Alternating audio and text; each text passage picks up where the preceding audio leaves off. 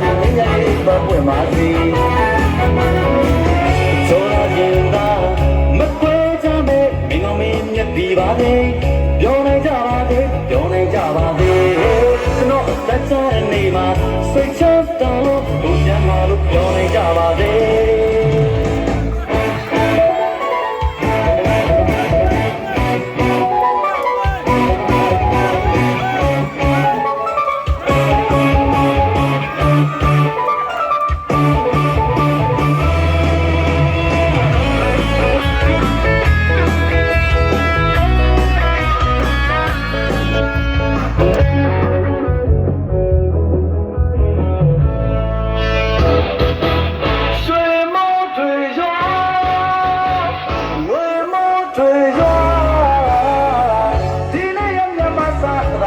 ချမ်းသာလေးပြဘေးမရပဲဝေးလို့ပေါ့သူတွေလည်းမတောင်းပဲကြည်ပါစေ